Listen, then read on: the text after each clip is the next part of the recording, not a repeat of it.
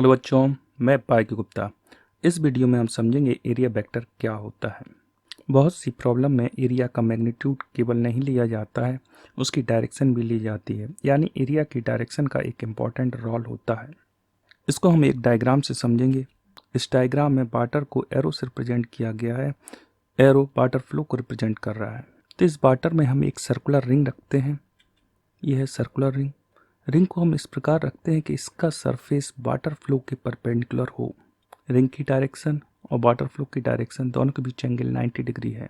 यहाँ पर water flow को हम लाइन के रूप में रिप्रेजेंट कर रहे हैं। तो हम देख रहे हैं कि इस रिंग से वाटर की 5 लाइन्स फ्लो हो रही हैं। 1 2 3 4 5। अब हम इस रिंग को वाटर फ्लो में एंटी क्लॉकवाइज रोटेट करते हैं। तो रिंग को जब हम एंटी क्लॉकवाइज रोटेट कर रहे हैं, हम देखते हैं इस रिंग से जो वाटर फ्लो हो रहा है उसकी क्वांटिटी डिक्रीज हो जाती है। अब रिंग से 3 लाइंस पास हो रही हैं, पहली, दूसरी, तीसरी। अब रिंग को हम और एंटी क्लॉकवाइज रोटेट करते हैं। रिंग का सरफेस और वाटर फ्लो दोनों की डायरेक्शन सेम हो जाती है। हम देखते हैं अब रिंग के अंदर से वाटर फ्लो नहीं हो रहा है, वाटर केवल इसके सरफेस से फ्लो हो रहा है। तीनों डायग्राम में रिंग से फ्लो होने वाले वाटर रिंग की डायरेक्शन पर डिपेंड करता है कि रिंग को वाटर में किस तरह से रखा हुआ है।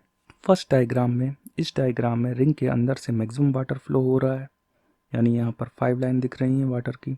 और थर्ड डायग्राम में रिंग के अंदर से वाटर फ्लो नहीं होगा। इसलिए हम केवल एरिया नहीं लेते हैं, एरिया के साथ साथ उसकी डायरेक्शन भी लेते हैं, जिसे हम एरिया वेक्टर कहते हैं। एक एरिया एस है। इस एरिया में से हम एक स्मॉल एरिया ले रहे हैं। यह है स्मॉल एरिया डी एस। यदि डी एस को हम वेक्टर फॉर्म में रिप्रेजेंट करें तो इसकी डायरेक्शन डी एस एरिया के परपेंडिकुलर होगी। यह डायरेक्शन अपवर्ड भी हो सकती है और डाउनवर्ड भी हो सकती है प्लेन सरफेस के लिए। तो यहाँ पर डी एस की डायरेक्शन हम अपवर्ड लेंगे। डी एस की डायरेक्शन को हम एन कैप से रिप्रेजेंट करते हैं।